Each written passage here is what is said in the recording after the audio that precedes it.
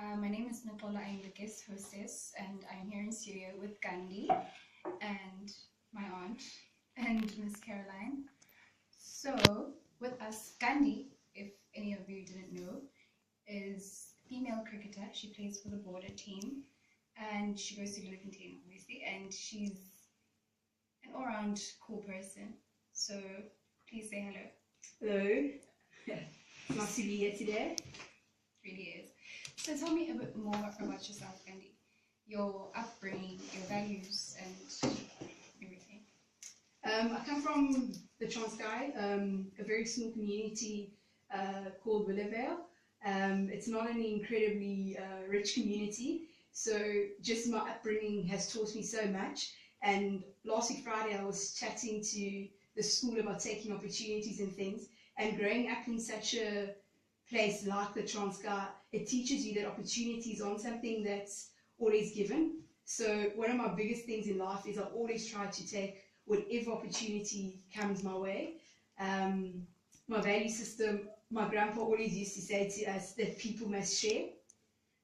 So I take that and I just put it on like steroids and I go, people must share food, people must share everything, share what you know, share your knowledge, share your skills, whatever you can share, you must share it.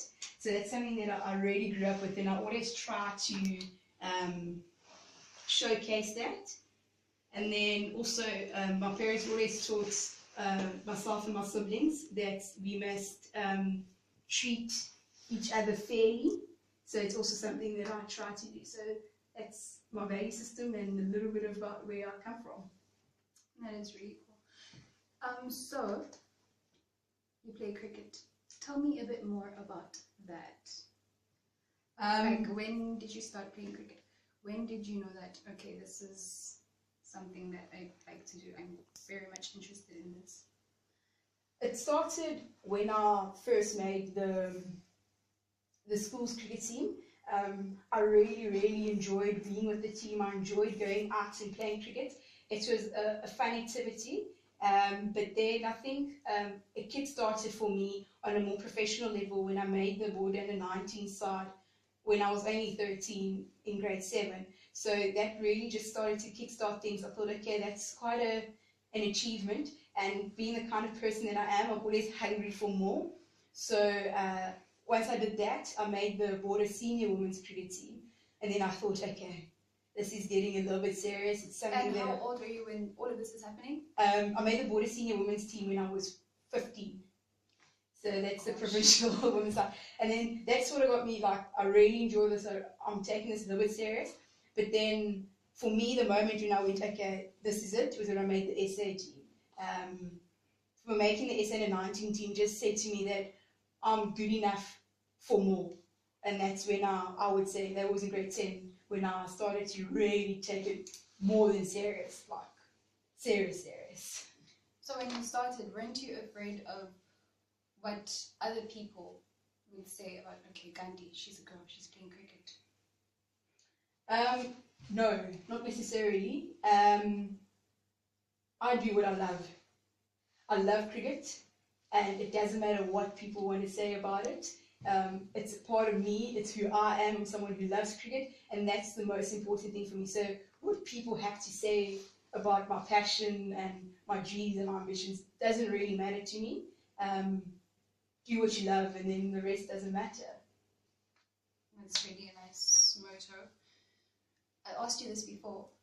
When you're with the boys, do you often feel like you have to lose female Gandhi and blend in with the boys? Like, do you have to lose your feminine side, your girly side, just to be on the same base, like on a neutral base with the guys?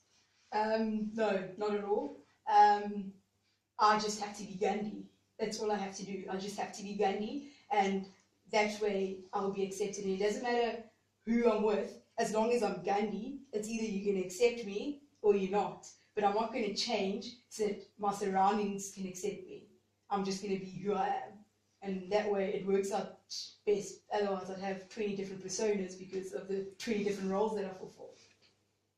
That's true. Plot twist. Tell me a bit more about your name, Gandhi. Like, where does it come from? What does it mean?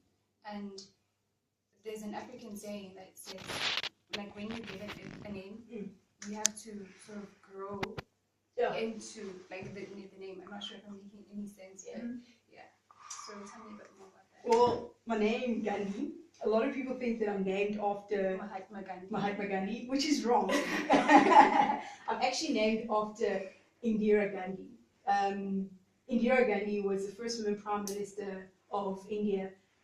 And like you say, I also believe that thing that as you grow older, the more the name, you become part of the name.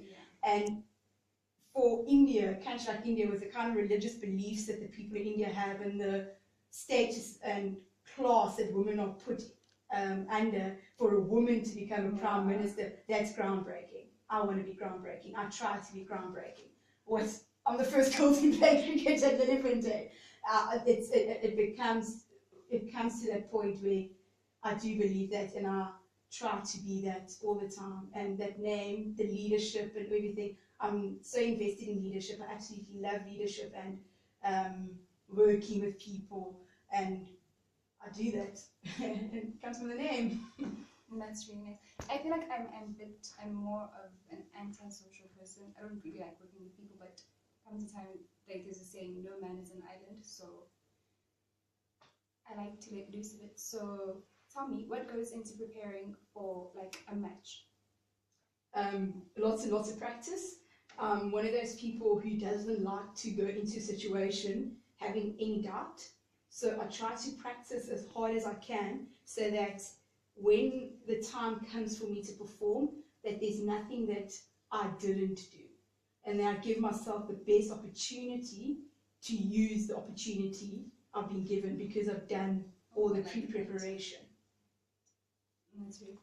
So diet-wise, do you eat everything? Like me, I eat everything. Or do you have like a strict diet that you're supposed to follow? There is a diet I'm supposed to follow. I'm trying it now.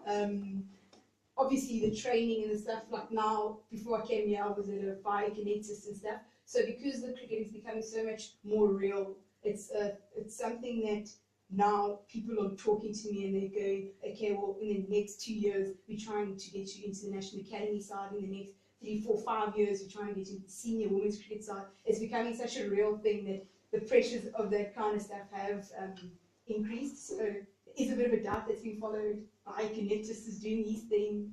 So yeah.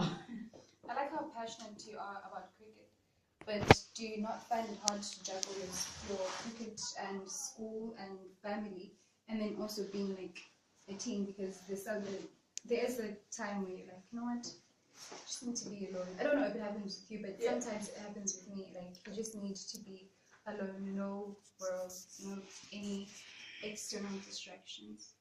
How do you go about juggling all that? I've got a very, very good support system. The teachers and everything here at school are so supportive of everything that I do, that if I'm going, I can't do this anymore, there's a place to run to. And my family's also the same. So I've always got the support that I need. But in terms of juggling everything, it becomes incredibly difficult to juggle everything and make sure everything works out. But if I take it one day at a time and I plan ahead, then it always works out.